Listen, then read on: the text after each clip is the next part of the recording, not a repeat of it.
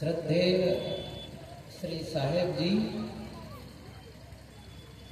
मुद मंगलमय संत समाज, सम्माननीय धर्म प्रेमी भाइयों एवं भक्तिमती माता बहनों, सबको साधक का जीवन जीना चाहिए। साधनामय जीवन बिताओ। गुरुदेव जी कहा करते थे, नई नई शादी हुई है पर वधू नए नए मिले हैं, उन्हें भी वैराग्य की जरूरत है। जितना कामना वाले होंगे उतना दुखी होंगे, जितना निष्काम भाव होगा उतना सुखी होंगे। पति ये सोचे कि मेरे लिए पत्नी ये करे, वो करे, ये सेवा, वो सेवा, पत्नी को भी दुखी करेगा और स्वयं भी दुखी रहेगा। ऐसे ही पत्नी कामना करे, मेरे लिए पति वह दे, वह करे, ऐसा करे, वैसा करे, स्वयं भी दुखी रहेगी, पति को भी दुखी बना देगी। लेकिन यदि दोनों चाहते हैं, जो मिला बहुत है, बहुत है, मुझे कुछ नहीं चाहिए। भोजन मिल रहा है, कपड़े मिलते हैं पहनने के लिए, रहने के लिए जगह मिल गई है, और क्या चाहिए मुझे? और पति मिले हैं, परिवार के लोग मिले हैं, और क्या चाहिए आपको? मन खुश रखो। जितना निष्काम होगे उतना सुखी रहोगे। और कहीं बुजुर्ग हो गए हो, 60, 70, 80 के हो गए हो और कामना वाले हो, बहू को ऐसा भोजन बनाना चाहिए, वैसा टेस्टी बनाना चाहिए, वो करना चाहिए, ये चटनी, वो अचार, वो मुरब्बा, स्वयं दुखी रहेंगे, घर वालों को दुखी करेंगे। लेकिन जो दे दे भोजन, धन्यवाद, क्या भाव रखें? यदि वो रखता है सबके प्रति, आपके बच्चे कैसे हैं? बहुत अच्छे हैं, बेटा बहुत अच्छा है, बहू बहुत अच्छी है, बहुत सेवा करती है, ये भाव जो थोड़ा मिले उसे बहुत बताए, पूरा है। ये जो निष्कामता, स्वयं के लिए सुखी होना है, दूसरों को भी सुकून महसूस कराता है। बहुत कामी आदमी के साथ में रहना हम पसंद नहीं करते हैं, निष्काम आदमी ही प्रिय लगते हैं। बताओ, मुझे कुछ नहीं चाहिए, आप कहेंगे मुझे कुछ नहीं चाहिए, आप कहते हैं ये दे दो, ये दे दो, अरे कुछ नहीं चाहिए भाई, मुझे बस कुछ नहीं चाहिए, आप हल्का महसूस करेंगे। फिर आप, मैं कहता हूँ मेरे लिए ये ला दो, मेरे लिए वो कर दो, मेरे लिए वैसा करो, ऐसी व्यवस्था, ऐसा प्रणाम, ऐसी स्तुति, ऐसी वंदना, आप कहेंगे हे भगवान ये कब घर से जाए? क्या कहेंगे? कब इनसे छुट्टी मिले? फिर अगली बार आप ना हो तो ही अच्छा है। सही है ना हो तो ही अच्छा है, क्योंकि भोग की कामना आदमी को दरिद्र बना देती है और उसको मन के स्तर से वो नीचे गिरा देता है। निष्काम, कुछ नहीं चाहिए, जो मिल रहा है पर्याप्त, जो प्राप्त है वह पर्याप्त है, जो प्राप्त है वो पर्याप्त है, कोई कमी नहीं है। बल्कि कहना चाहिए जितना मिला वह मेरी योग्यता से ज्यादा है, बहुत मिल गया, और क्या चाहिए? ये निष्काम बात यहाँ पर थी, शुरुआत मैंने की थी। सबको, हम सबको, मुझे भी, आप सबको भी जीवन कैसे बिताना है? साधना में। और साधनामय जीवन का मतलब, साधना का मतलब है हमारे जीवन में, हमारे व्यक्तित्व में जो खुरदुरे अंश हैं, जहाँ उबड़ खाबड़ है, ऊंच नीच है, उसे ठीक कर लेना। जैसे सड़क, कहीं गड्ढा है, कहीं पत्थर है, कहीं कुछ है, चलना कितना कठिन होता है। लेकिन अभी इसे बसंतपुर की ओर जो सड़क जाती है, संथाली टोला की ओर, सुबह हम लोग वॉकिंग में जाते हैं। पिछली बार जब आए थे तब उबड़ खाबड़ सड़क उखड़ी हुई थी, अब जा रहे हैं नहीं, प्रकाश टार्च की भी जरूरत नहीं पड़ती है, सुबह जाते हैं तब एकदम बढ़िया। ऐसा लग रहा है जीवन ऐसी चीज जहाँ उबड़ खाबड़ न हो, खुरदुरा अंश न हो, उसको तराश दो, संवार दो, कैसा लगेगा। एक पत्थर है, गुरुदेव जी बहुत उदाहरण दिया करते थे। एक पत्थर है,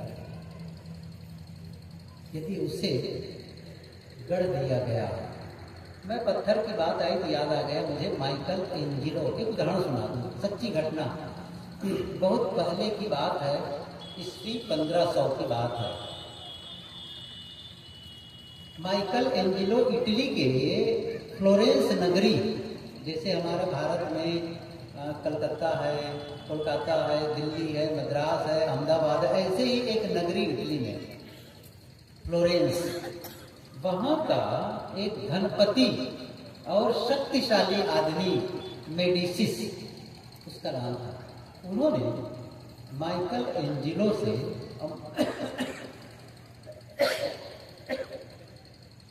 माइकल एंजिलो ये कोई साधारण आदमी नहीं था।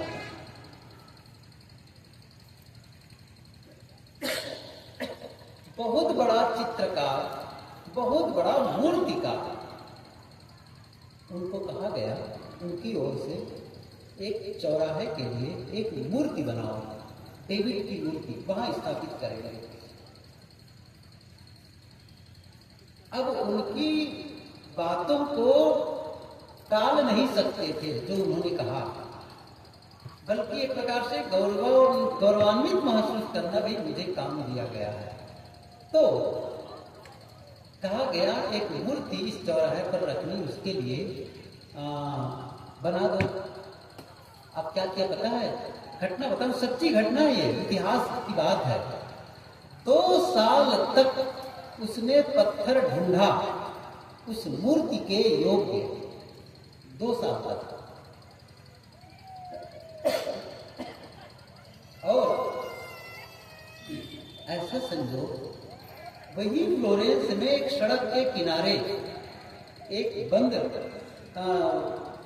टाइप का था, वो शायद लकड़ी के फ्रेम में रखा गया था, बंद था, उस पर मिट्टी, उस पर घास उगाई थी। एक दिन उधर से कई बार उस रास्ते से गुजरे थे, पत्थर को देखे थे, लेकिन उस दिन बड़ी गौर से, बारीकी से माइकल एंजिलो ने उस पत्थर को देखा, यहाँ वहाँ कई बार फेरा लगाया, देखा और उसको पसंद आ गया। मजदूरों के द्वारा उसे अपने स्टूडियो तक ले गए, अपने कार्यशाला तक के। 2 साल तक खोजा पत्थर, और फिर क्या किया, चीनी हथौड़ी लेकर के 2 साल तक उसको आकार दिया, डेविड का आकार 17 फीट से ज्यादा। अभी भी वो मूर्ति अभी भी है, अभी भी। कभी भी आप ऐसा करना, मोबाइल ऐसा लेना, गूगल में सर्च करना माइकल एंजिलो डेविड की मूर्ति, डेविड स्टैच्यू ऑफ डेविड, वो दिख जाएगा। जब मैंने इसको पढ़ा तो मैंने सोचा कि चलो खोजना चाहिए, है कि नहीं है। और सचमुच जब खोजा तो सचमुच मेरी मोबाइल में वो पूरा उसका दृश्य आ गया और सारा कुछ बताया, कब बना, कैसे बना। मैं तो पुस्तक में पढ़ा था इसको। तो 2 साल तक उसने उसकी आकृति निर्मित की। फिर क्या किया उसने, छीनी हथौड़ी को रख दिया आकार बनाने के बाद में, फिर घिसना शुरू किया कागज के, उससे रेगमल से, ग्राइंडर से घिसना शुरू किया। 2 साल तक घिसता रहा और तब तक इटली में बड़ी प्रसिद्धि हो गई थी। माइकल एंजिलो मेडिसिस के लिए कोई बड़े काम में लगे हैं। अब जब एक दिन उसका अनावरण का दिन आया, उद्घाटन का दिन आया, उस चौराहे पर हजारों लोग इकट्ठे थे, नर नारी। और जब उससे कपड़ा अलग किया गया ना, तो जानते क्या हुआ था? वहां जो लोग खड़े थे, महिलाएं खड़ी थी, चीखने लगे, चिल्लाने लगे, कई लोग मूर्छित होकर गिर गए, रोने लगे। और उसी रात, उसी दिन से माइकल एंजेलो को उस युग का महान मूर्तिकार घोषित कर दिया गया। आज भी वो मूर्ति बहुत अद्भुत और अकल्पनीय है। अभी भी वो मूर्ति है। तब उस मूर्तिकार से पूछा गया, आपने इतनी अच्छी मूर्ति कैसे बनाई, कैसे बनाई? तब उन्होंने क्या कहा बताऊं? उन्होंने कहा, जिस दिन मैंने पत्थर को देखा पहली बार, उसी दिन मैं इसमें डेविड की मूर्ति को देख लिया था। और उसके बाद तो बस जो डेविड को ढके हुए पत्थर थे अंश, उसको मैंने निकाल दिया। फिर से बता रहा हूं, जब कोई मूर्तिकार पत्थर में मूर्ति का निर्माण करता है, तो ऐसा नहीं कि मूर्ति अलग रखी हो, उस पत्थर में डालता है। मूर्ति अंदर है। कैसे हमको क्यों नहीं दिखता है? क्योंकि मूर्ति को ढकने वाले अंश उसमें हैं। क्या करता है मूर्तिकार? ऐसे खुट करता है, धीरे से उसका कान दिखने लग गया, फिर खुट किया, उसकी आंख बन गई, दिखने लग गई, फिर उसकी नाक दिखने लग गई, फिर उसके हाथ दिखने लग गए। क्या निकाला? जो उसे ढके हुए थे। और सही को उभार दिया, गलत को निकाल दिया। हमें क्या करना है? सही की सुरक्षा, जो सच है उसकी सुरक्षा, और जो हमारे रूप को बिगाड़े, हमारी शांति को भंग करे, हमारे आनंद को भंग करे, उस हिस्से को निकाल दो। आप कभी कभी ऐसे पार्क में भी गए होंगे, ऐसे पार्क में जहां पर पौधों को सुंदर आकार दिया गया है। कभी देखे होंगे ना, किसी हाथी के आकार में दिया गया, कहीं ऊंट बना दिया है, कहीं आदमी बना दिया है, कहीं मयूर मोर बना दिया गया है। ऐसा कहीं कोई पार्क में वो पौधे होते हैं ना, लताएं होती हैं, पत्तियां होती, उसको काट करके क्या करते हैं उसमें? मैंने बड़े करीब से देखा। कोई भी माली क्या करता है, पेड़ जब बढ़ता है तो जो आकार देना चाहता है उसके लिए उस आकार को बिगाड़ने वाली पत्तियों को, डालियों को काट करके निकाल देता है। और जो वो आकार को निर्माण करने में, उस आकार को देने में जो सहयोगी पत्ती और फूल होते हैं, आखिर वो टहनियां होती है, उसे बचा करके रखता है। जैसे मैंने कहा ना, भी मूर्तिकार क्या करता है, वो ऐसे छीलता है, लेकिन जहां से नाक बनने वाली है उसको नहीं मारेगा वो, क्योंकि नाक टूटी तो फिर मूर्ति खराब हो जाएगी। उसको बचाएगा जो उस मूर्ति के आकार दे, उस अंश को बचाता है, और जो उसके आकार को ढके, बिगाड़े, उसे निकाल देता। यही करना है। साधना का मतलब यही है। मैंने कहा ना, जो हमारी शांति को ढके हुए हैं, जो हमारे आनंद के अनुभव कराने में विरोधी हैं, हटा दो। साधना करो, साधना करो। ये बहुत जरूरी है। क्यों करें? क्यों करें? वही बता रहा हूं मैं कि क्योंकि हम सभी क्या चाहते हैं, क्या चाहते हैं? आप पहले ये सोच लो, हम चाहते क्या हैं। पहली बात तो यही ध्यान रखना। किसी से पूछा जाए कि आप दुख चाहते हैं कि सुख चाहते हैं, मैं कहता हूं मनुष्य की बात तो छोड़ ही दीजिए। यदि आप पशु पक्षी की भी भाषा समझते हो, उनसे पूछ के देख लो, वो क्या उत्तर देंगे? मैं सुखी होना चाहता हूं, मैं आनंदित होना चाहता हूं, मैं शांति का जीवन जीना चाहता हूं। और जहां कभी चींटी, छोटी चींटी भी चलती रहती है, सामने एक तिनका रख दो, सामने आप अपनी उंगली रख दो, या सामने कहीं आग मिल गई, रास्ता बदल देती है। जीव, दुख जो है ना, वो जीव का शत्रु है। कोई भी जीव, कोई भी प्राणी दुख नहीं चाहता। क्या प्राणी? कोई भी प्राणी दुख नहीं चाहता। क्या चाहता है? दुख निवृत्ति। मैं दुख से मुक्त हो जाऊं, बस मैं शांति का अनुभव करूं। ये बहुत महत्वपूर्ण है। और ये कैसे होगा? अपने आप हो जाएगा। अच्छा, कोई आशीर्वाद दे देगा तो हो जाएगा? किसी से आशीर्वाद मिलेगा, शांति भाव, सुखी हो जाओ, अरे ठीक है, आपकी शुभकामना है, लेकिन मैं कहीं गलत प्रवृत्ति में लगा हूं, गलत मार्ग अपनाया हूं, जो मेरे व्यक्तित्व को बिगाड़े चला जा रहा है, तो किसी के आशीर्वाद देने से कैसे काम बनेगा? और ये जो शांति है ना, ये जो शांति का अनुभव है ना, ये इतना महत्वपूर्ण है जीवन के लिए। गुरुदेव जी कहा करते थे कि जीवन के उद्देश्य को निर्धारित नहीं करना है।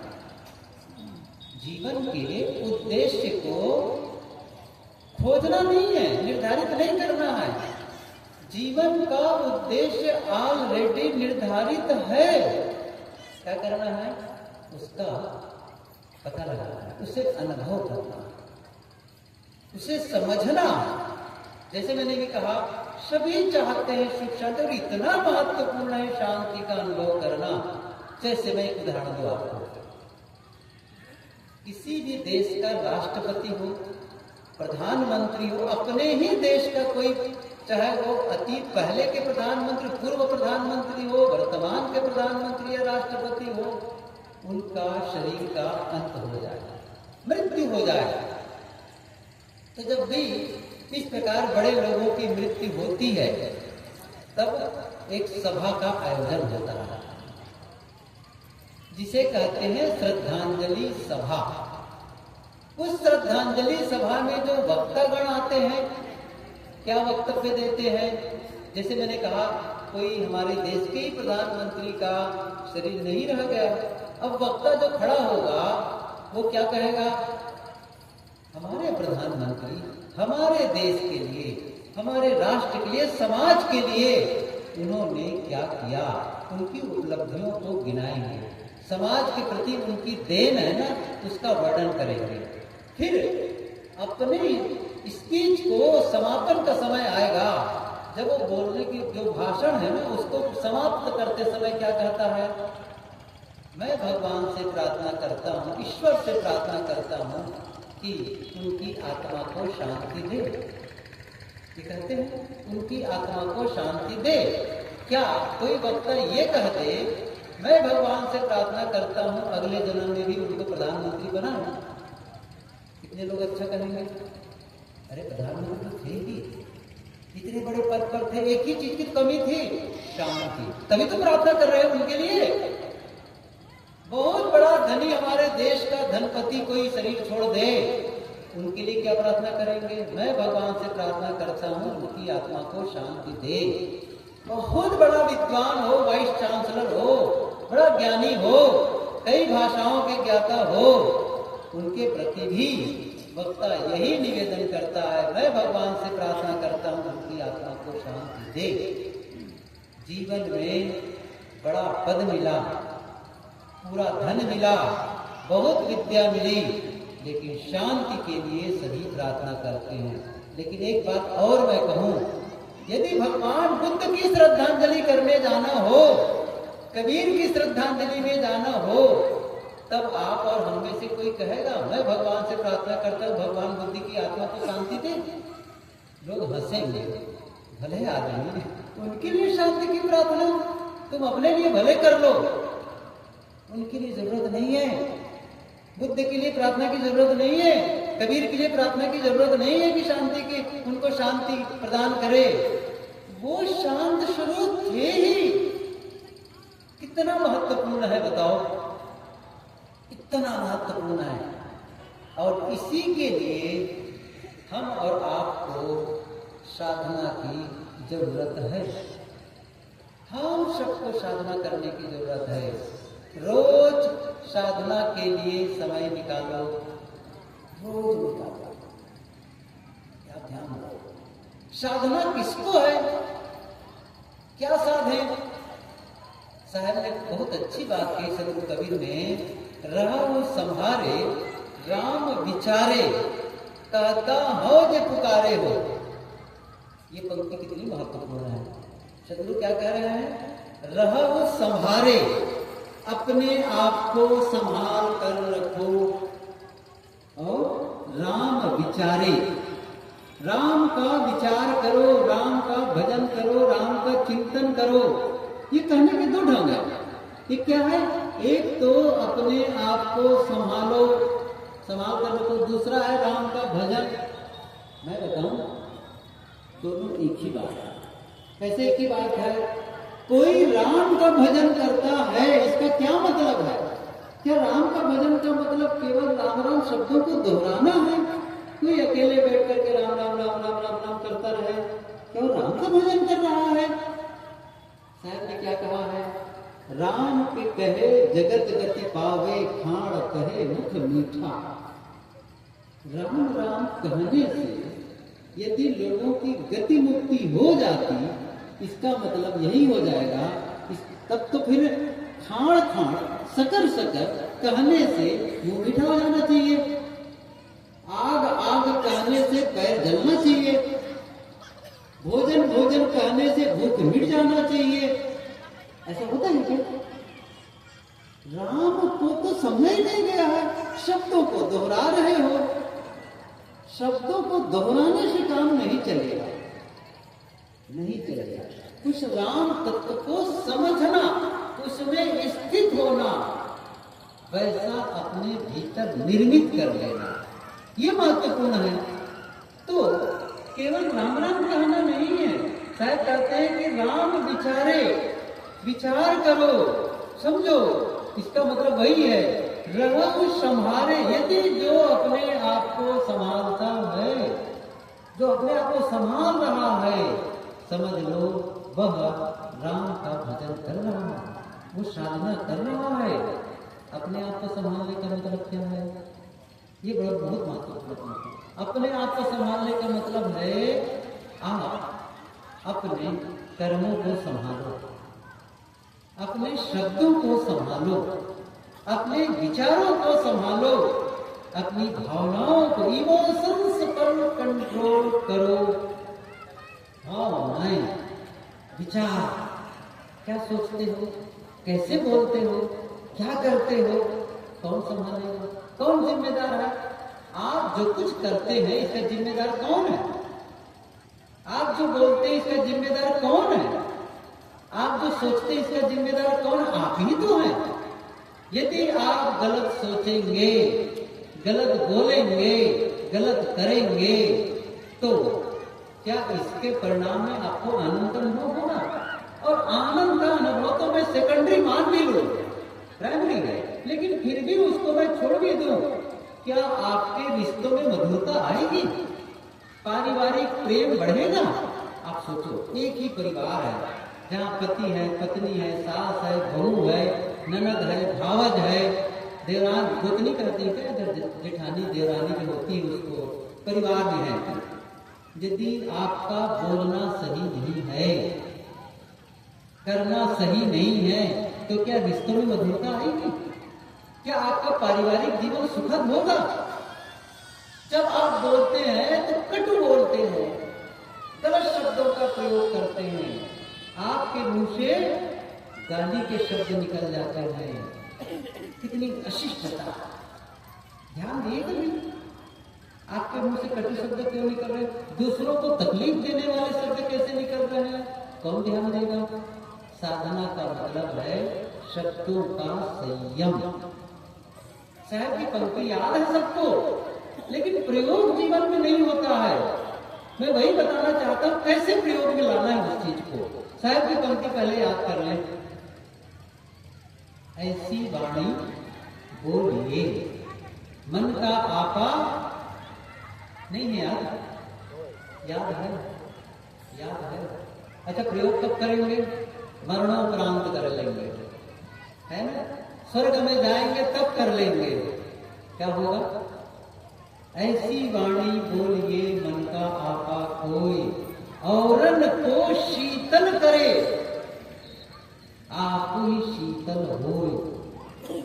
समझिए, प्रेम है प्रेम, बस इसमें अपने आप को फिट करना। एक कसौटी बना लो, इस कसौटी में कसना है अपने आप को। मैं जब बोलूं तो कैसे बोलूं? वह जो दूसरों को अच्छा महसूस कराए, दूसरों को तकलीफ न दे। आपको भी शीतल, मुझे भी शीतलता महसूस हो, दूसरों को भी शीतलता महसूस हो। ध्यान रखो, आप अपने इरादे से अपनी भावनाओं को सही रखो, सही बताओ, सही बोलो, दुखाने वाले शब्द मत बोलो। संयम, वाणी का संयम। साधना यही, इतना काम करना कितनी बड़ी बात है। देखिए एक चीज बताऊंगा, यही तो तपस्या है, यही तो तपस्या है। दूसरा कोई गलती करे और उसकी गलती को देख करके आप भी गलती करने लग गए तो आप बराबर हो गए। साहब की पंक्ति याद करिए, वो तो वैसा ही हुआ तुम मति हो अयान, वो निर्गुणिया तय गुणवंता मत कहीं इंसान। मान लो एक आदमी गाली दे रहा है। क्यों गाली दे रहा है? क्योंकि उनके संस्कार ये अलाउ कर रहा है। समझ रहे ना? इसका मतलब ये हुआ उनके परिवार के लोग, उनके माता पिता ने उन्हें वह संस्कार नहीं दिया कि उनके मुंह से गाली न निकले, उनके मुंह से कटु न निकले। कितनी बड़ी बात हो गई है। क्या जीवन दिया गया। हो सकता है बहुत धन कमा लिया हो सकता है, लेकिन शब्दों को तो नहीं तराशा गया है। तो फिर इतना संयम। अब उसने गलती की मान लो, उनके संस्कार है, मेरा क्या संस्कार अलाउ कर रहा है? मुझे क्या होना चाहिए? क्या मैं भी वैसी गाली दूं? क्या मैं भी वैसी कटु बोलूं? देखो, गाली का उत्तर गाली देना बहुत सरल है, कटु का उत्तर कटु शब्दों में देना बहुत सरल है, लेकिन कटुता का उत्तर मृदुता से देना, कटुता का उत्तर मृदुता से देना, मिठास से देना, इसमें तपस्या है, मेहनत है। और अंदर उबलेगा, मैं क्यों चुप रहूं? समझ रहे ना? क्योंकि आप साधना करना चाहते हैं। शीतलता किसको मिलेगी बताओ? आग, जहां से आग निकल रही वहां से, या जहां से शीतलता निकल रही वहां से? आपको नहीं लगता है? आप कभी साहब की पंक्ति फिर से याद करो। साहब ने इतनी बातें कही है, सबसे बड़ा दुर्भाग्य बताऊं, हम पढ़ते ही नहीं। मैं पिछले साल ही पूछा था, कितने लोग हैं जो अनपढ़ हैं, स्कूल गए ही नहीं है? निरक्षर भट्टाचार्य कितने लोग हैं? सब स्कूल गए हैं लगभग। अच्छा नहीं गए मत बताओ, लेकिन पढ़ना तो जानते हैं। अच्छा कितने लोग रोज अच्छी पुस्तक पढ़ते हैं, जीवन निर्माण वाली पुस्तक पढ़ते हैं? शायद कोई नहीं। समझ रहे हैं? कोई नहीं। क्या हो गया? क्यों नहीं?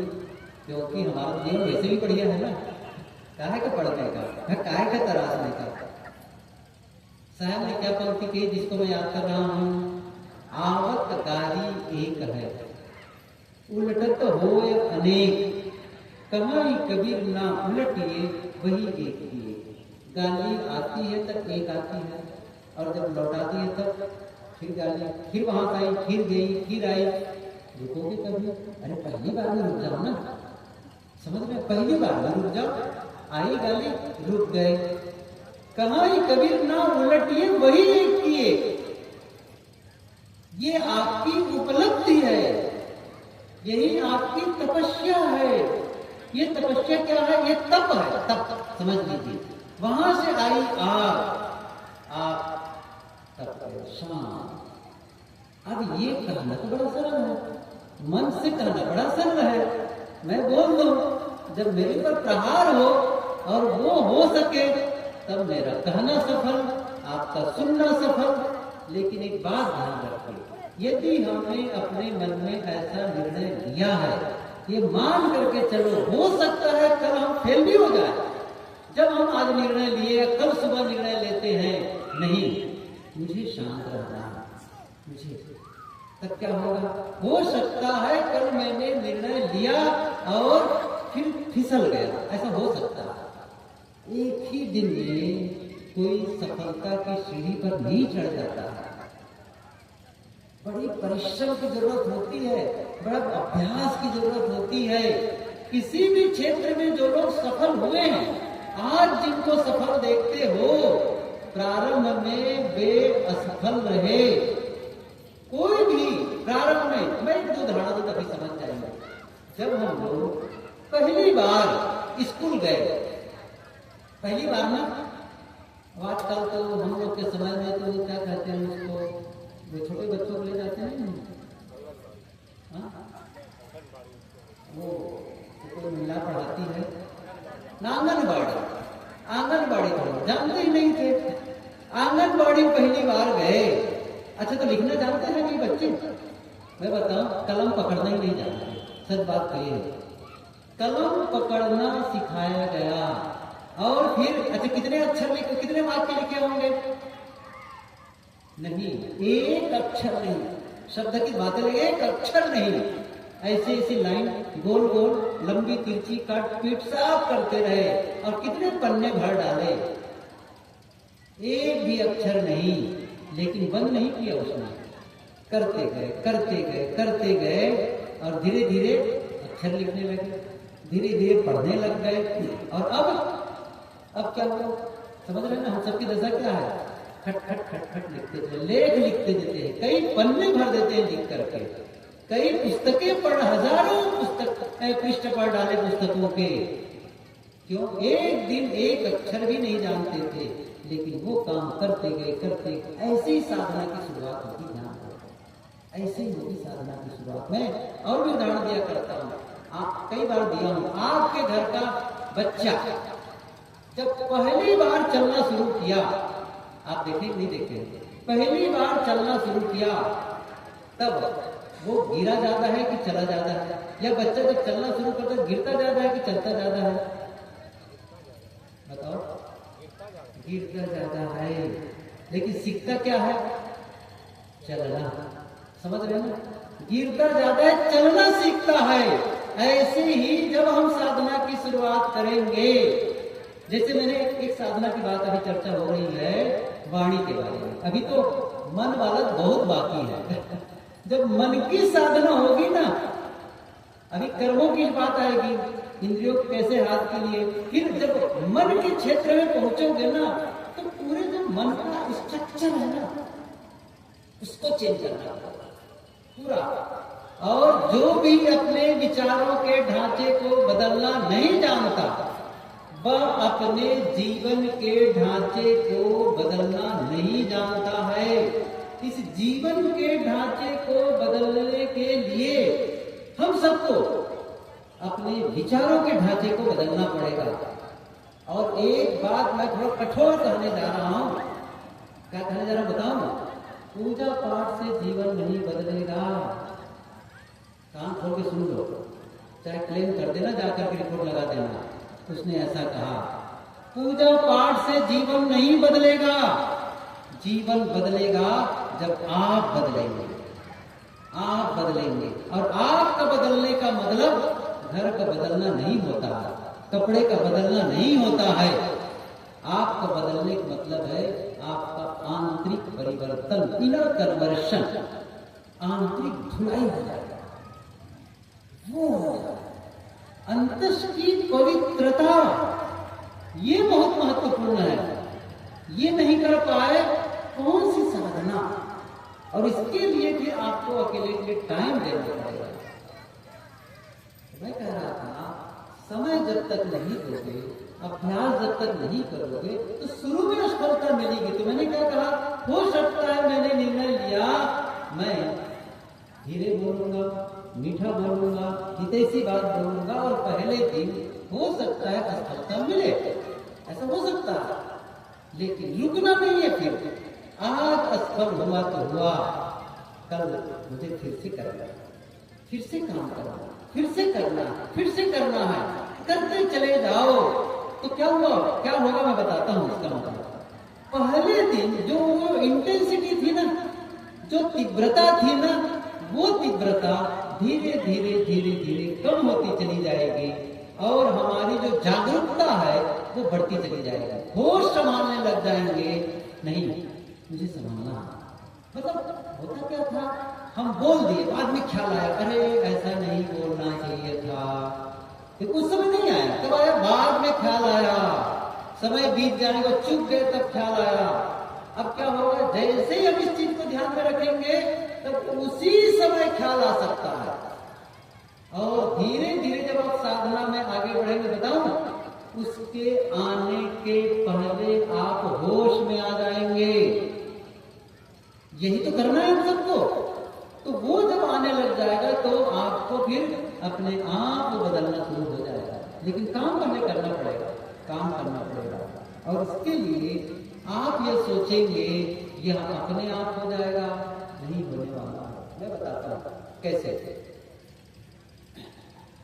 आप और हम में से कुछ ऐसे लोग भी हो सकते हैं जो ये चाहें कि मैं संगीत सीखना चाहता हूं। जैसे अभी हमारे बच्चे जी बजा रहे हैं, ऐसा मैं गाना चाहता हूं, ऐसा बजाना चाहता हूं, ठीक है, ऐसा बजाना चाहता हूं। अब एक दूसरा आदमी कहता है मुझे नई भाषा सीखनी है, मैं जापानी या फ्रेंच सीखना चाहता, फ्रेंच लैंग्वेज जानना चाहता हूँ, पढ़ना चाहता हूँ। ये दोनों का अपना अपना इरादा है। अब क्या करता है वो, सुबह उठता है, सारे काम करता है, अपने नित्य क्रिया से निवृत्त होता है, उस नाश्ता पानी करता है, टिफिन लेता है, ऑफिस चला जाता है या दुकान चला जाता है या खेत चला जाता है, अपने काम में चला जाता है। काम से लौटता है, फिर खाता पीता है, फिर कुछ टीवी वगैरह देखा, घर वालों से बातचीत किया, बच्चों से बात किया, फोन से बात किया, खा पी करके रात को फिर सो गया। और कहता क्या है, मैं अपने काम को ईमानदारी पूर्वक करता हूं या करती हूं, सबके साथ सुंदर व्यवहार करता हूं। ये सच भी है उनका कहना, वो सचमुच अपने कामों की ईमानदारी पूर्वक करता है, सचमुच वो सबके साथ सुंदर व्यवहार करता है। लेकिन भले ईमानदारी पूर्वक काम करता हो, भले वो सबके साथ सुंदर व्यवहार करता हो, ऐसा करते करते क्या वो नई भाषा सीख जाएगा, क्या वो संगीत सीख जाएगा? समझ आ रहा है ना? आप अच्छा काम करें, सबके साथ सुंदर व्यवहार करें, लेकिन आपको संगीत सीखने के लिए अलग से समय देना पड़ेगा। आपको नई भाषा सीखने के लिए अलग से समय देना पड़ेगा। ऐसे ही आप कहेंगे मैं तो ईमानदारी पूर्वक काम कर रहा हूं, बढ़िया करता हूं सबके साथ में, लेकिन क्या खुद को समय दे रहे हैं? खुद को इंप्रूव करने का समय दे रहे हैं? कुछ साधना के लिए समय निकाल रहे हैं? यदि नहीं निकालेंगे तो आप अच्छे हो सकते हैं किसी क्षेत्र में सफल हो जाएं, लेकिन आंतरिक स्थिति नहीं बन पाएगी, वो आत्म साधना का काम नहीं हो पाएगा। समय निकालना पड़ेगा, रोज समय निकालो, रोज समय निकालो, थोड़ी देर के लिए, थोड़ी देर के सुबह शाम, जब भी हो अवसर निकालो, थोड़ी देर के लिए सही। मैं नहीं कह रहा हूं कि आपको 2 घंटा निकालो, 4 घंटा निकालो, अच्छी बात है। गुरुदेव जी तो कहा करते थे, जिसकी उम्र 40 साल से कम है, क्या कहते थे, 1 घंटा निकाले, 40 से 50 वालों को 2 घंटा, 50 से 60 वालों को 3 घंटा, 3 घंटे समय निकालना है। और 60 के ऊपर में जब सरकार रिटायरमेंट दे दिए तब तो पूरा ही टाइम निकालना चाहिए। लेकिन यही बात तो है नहीं, कहाँ निकाल पाते हैं? जितने बूढ़े होते चले गए, सारे बाल बच्चे योग्य करने योग्य, कोई जरूरत नहीं है अपने को तराशने के लिए। अच्छा, तराशने का कोई कह सकता है मैं रोज ध्यान में बैठता हूँ, फिर से बता दूं, थोड़ा कसौटी है, रोज ध्यान में बैठता हूँ, रोज पाठ कर लेता हूँ, भजन कर लेता हूँ, क्या जो शब्दों में खुरदुरा अंश उसको ठीक कर लिए हैं? क्या आपके विचारों में गड़बड़ शबड़ है? अनावश्यक है उसको ठीक कर लिए हो। जब आप अकेले बैठे कैसा महसूस करते हैं आप बताइए उस समय? शांत, किसी की याद नहीं आती है, लेकिन याद आ भी जाए तो बदले का भाव नहीं जगता है, द्वेष का भाव नहीं जगता है, ईर्ष्या का भाव नहीं जगता है। कैसा भाव जगता है याद आने पर? प्रेम और मैत्री का भाव, करुणा का भाव, सहयोग का भाव, क्षमा का भाव। शांत, जितना आप गहरी शांति का अनुभव कर लो और किसी के प्रति कोई शिकायत नहीं, कंप्लेन रहित मन, ऐसा कर पाएंगे? फिर क्या है रोज 1 घंटा बैठने का मतलब? क्या है रोज भजन करने का मतलब? ये गुरुदेव जी कहा करते थे, नखरा बनाए राम न मिली है, संतोष हो दो अपना शरीर बजर देके छतिया होना फकीर। हम सबके लिए वही बात है। मैं साधु का कपड़ा पहन लिया, इसका मतलब नहीं है कि मेरा काम पूरा हो गया। मैं आपके सामने प्रवचन दे दिया, इसका मतलब नहीं है कि मेरी पूर्णता आ गई। मैं बताऊं आपको, तैरने के विषय में मैं पुस्तक पढ़ूं, तैरने के विषय में मैं प्रवचन दे दूं और कभी भी पानी में उतरना नहीं जाना है, क्या मतलब निकलता है मेरे प्रवचन देने से? कुछ काम नहीं आएगा। नायमात्मा प्रवचने लभ्यो न मेधिया न बहुना श्रुतेन, उपनिषद की बात है, उसमें आया है कि प्रवचन देने से आत्मलाभ नहीं मिलता है। इतनी बड़ी बात, प्रवचन देने से आत्मलाभ नहीं होता है। तब कहते हैं कि सुनने से होता है, तब कहते हैं न बहुना श्रुतेन, बहुत सुनने से भी नहीं होता है। इतनी बड़ी बात है। गुरु ने कहा है, तेषाम शो गिरिजो ब्रह्मलोको न येषु जीवम हितम न माया चेति। जो छल कपट से रहित होता है, माया से रहित होता है, जो झूठ से रहित होता है, उसी को ब्रह्मलोक मिलता है। अंतर शरीरे ज्योतिर्मयो ही शुद्रो यम पश्यंती यति क्षीण दोषा। वो आत्मा तो है, लेकिन उसका लाभ कब होगा? यत यह क्षीण दोषा, दोष मुक्त बने।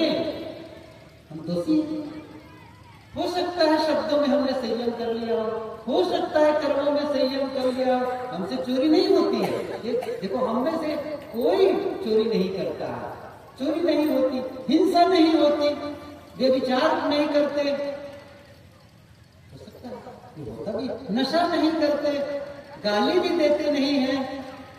विचार को देखो जरा, देख करके आपके विचार कैसे चलते हैं?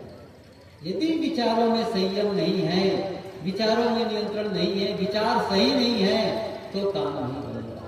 तब देखेंगे कभी कटु हो गया है, कभी कुछ हो गया है। तो मैं कह रहा था, रोज बैठो, सुबह शाम, जितनी देर आप, या तो कम से कम ना ज्यादा बैठ सकते, ज्यादा तो मैं सरल बात बता देता हूँ, बहुत सरल बात। जो सुबह नींद खुलती है ना, सुबह नींद खुलती है वह, और जब आप नींद में जाते हैं वो समय, 2 समय को समान लो। कौन कौन सा समय कहा? याद कर लो। जब नींद खुलती है तब, क्यों? वहीं से दिन की शुरुआत हो रही है। जब आप नींद में जाते हैं तब रात की शुरुआत हो रही है। इन दोनों वक्त को संभालो। सुबह उठ करके सबसे पहला काम क्या करना है? अपनी जीवन ऊर्जा को सही दिशा दे। ये रोज भजन करो। भजन क्या है? मैं पूछूं, कोई कहता है भजन करो, क्या मतलब है भजन करने का? कैसे भजन करोगे? इसीलिए कहते हैं सुबह सुबह का वक्त भजन का होता है, शांत रहने का होता है। सुबह उठ करके बड़बड़ मत करो। सुबह नींद खुलते ही मौन, शांत, कोई वार्ता नहीं, क्योंकि अभी आप अपने साथ हैं। अभी रात भर सोए थे, स्वयं थी, स्वयं के साथ सुसुप्ति, स्वयं को मिले थे।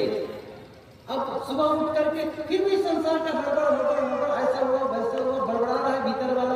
अरे नहीं, जो हमारी जो जीवन ऊर्जा है उसे सही दिशा दे दो, बस एक फ्लो, बस पहले ही सही दिशा लगा दो उस चीज को। जैसे सुबह उठे, क्या करना है आपको? सबसे पहला काम आप कर सके तो अपने इष्ट के प्रति अभिवादन। जिसको इष्ट मतलब जिसकी याद, जिसकी याद मात्र से आपका मन विनम्र हो जाता है, श्रद्धा से भर जाता है, थोड़ा शांत होने लगता है, बहुत गदगद हो जाता है। चाहे वो आपके गुरु हो सकते हैं, आप किसी इष्ट को मान सकते हैं, अभी आपके गुरु न भी हो लेकिन याद कर लेते हैं बस, और वैसे आपका मन छुप जाता है। तो क्या करना है? अभिवादन। जैसे सुबह उठा, गुरुदेव जी की याद किया और हे गुरुदेव आपको व्यवहार था और सिर झुका लिया। आप कोई कह सकता है गुरु तो है नहीं, कहेगा सिर झुका रहे हो, समझ रहे हैं? गुरु का होना न होना ये कोई महत्वपूर्ण नहीं है, महत्वपूर्ण आप है और आप झुकते हैं, इसका मतलब आप अपनी पात्रता बढ़ाते हो। किसी ने बहुत सुंदर कहा है, दिल है किसी के कदमों में, दिल है किसी के कदमों में, सर झुका हो या न झुका हो, बंदगी तो अपनी फितरत है, खुदा हो या न हो। न हो खुदा, न हो सामने गुरु, मेरा काम है झुकना, फितरत है हमारी, बंदगी तो हमारी फितरत है, क्योंकि किसी के कदमों में दिल है, इसलिए झुको पहला काम। और क्या कहना है? आज का दिन मेरे लिए बड़ा शुभ है, ये तो चाहते हैं। क्या चाहते हैं? अशुभ चाहते हैं? जो चाहते हैं कह दो, अपनी भावनाओं में महसूस करो आज का दिन बहुत अच्छा है। और ये साधना बढ़ेगी, थोड़ा जितना समय दे सके। यदि आप सुबह उठे और लगे कि मैं जिंदा हूं, सही कि नहीं? ऐसा लगे कि मैं जिंदा हूं, लगेगा ही यदि आप जीवित है तो क्या करना है? जिंदा हूं तो क्या करना है उसमें?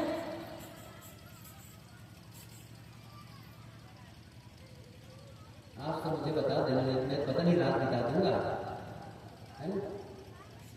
देर से शुरू किया हूं, देर से बोलूंगा, थोड़ी देर और, ज्यादा नहीं है। क्या कह रहा था? जब सुबह के टाइम में आप शांत रहने का प्रयास करें। मैं क्या बताने जा रहा था कि बहुत अच्छी चीज याद आ गई थी जो बता रहा था। वो जो सुबह का वक्त होता है उसमें आप विचारों को फ्लो देना शुरू कर दीजिए, उस चीज को सुबह से ध्यान दो, मैं अच्छा महसूस करता हूँ। क्या कहना है? मेरा आज का दिन मेरा बड़ा शुभ है, शुभ। हाँ, ये कह रहा था कि अब जिंदा क्या करो? धन्यवाद, मैं जीवित हूं, धन्यवाद, आभार, पूरे यूनिवर्स के प्रति धन्यवाद ज्ञापित करना शुरू कर दो। और आसपास के लोग भी जिंदा है, धन्यवाद, धन्यवाद, सबके प्रति धन्यवाद ज्ञापित करो। बाथरूम में गए, पानी मिल गया, वाह धन्यवाद। बिस्तर को जो रात भर सोने का अवसर दिया, धन्यवाद। सबके प्रति कृतज्ञता का भाव, आभार। देखो मन का शिकायत निकल जाएगा, कांटा निकल जाएगा मन का। लेकिन क्या है, हम खुद के लिए समय नहीं निकालते, हम दुखी होने के लिए समय निकालते हैं, रोने के लिए समय निकालते हैं, लड़ाई झगड़े के लिए समय निकालते हैं, शांत रहने के लिए समय नहीं निकालते। जीवन जिससे तराशा जाए, जीवन जिससे बनाया जाए, समय नहीं निकाल पाते हैं।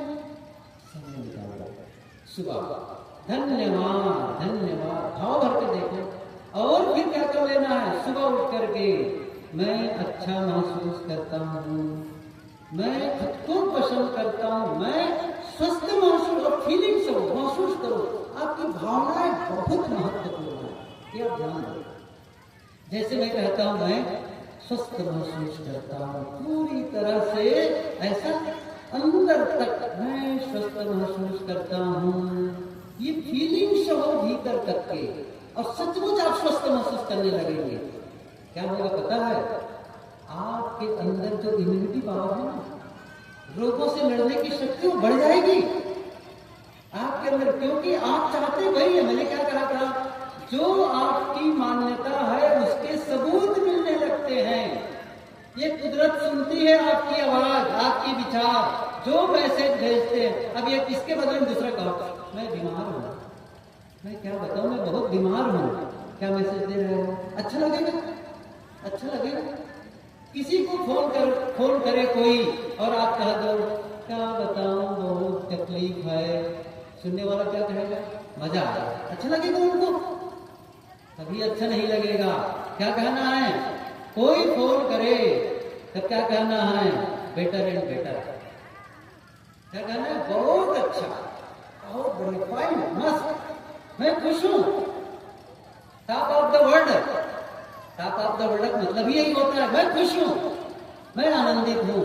और कभी कभी लोग फोन करते हैं तो मैं क्या कह देता हूं विनोद में, मैं जीवन का आनंद ले रहा हूं, मैं खुश हूं, मैं स्वस्थ हूं और मन से प्रसन्न हूं, कोई कंप्लेन नहीं।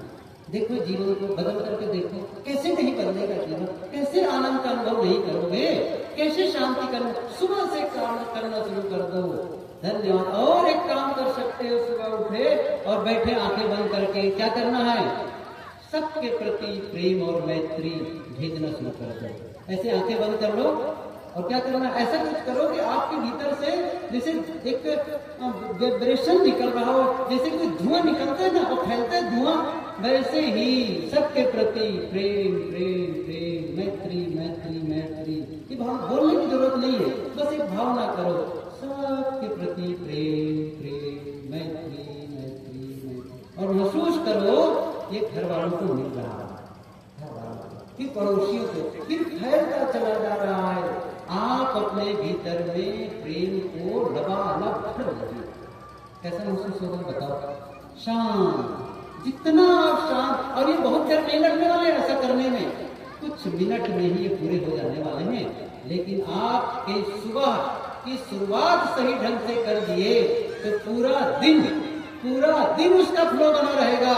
लेकिन सुबह ही लड़ाई झगड़े ईर्ष्या द्वेष और तमाम मोह ममता के काम के कीचड़ याद आ गए, पूरा दिन उसका प्रभाव रहेगा, विकारों का प्रभाव रहेगा। इसलिए शुभ, इसलिए कहते हैं ना शुभ प्रभातम, सुने, शुभ प्रभातम, आपका दिन शुभ हो। इसीलिए कहते हैं, क्या कहते हैं? कुछ लोग कहते हैं गुड मॉर्निंग, केवल मॉर्निंग भर गुड ना हो, मैं तो पूरा जीवन गुड होना चाहिए, शुभ दिन हो, आपका दिन शुभ होना चाहिए। ये सुबह के सत्र में करो। रात में कैसे करना चाहिए? बहुत 2 मिनट में करके बंद कर दो। रात के समय जब आप सोने चलो तो निवेदन क्या है? निवेदन है मोबाइल पहले बंद कर दो, बंद कर दो, टीवी से पहले से दूरी बना लो। सुबह रात के समय या तो आप अध्ययन करो अच्छी पुस्तकों का, या अच्छे विचारों को, या फिर ध्यान करते हुए आप नींद में चले जाओ, कुछ भी करो। लेकिन मार पीट, लड़ाई झगड़ा, अश्लील दृश्य मत देखो। क्यों?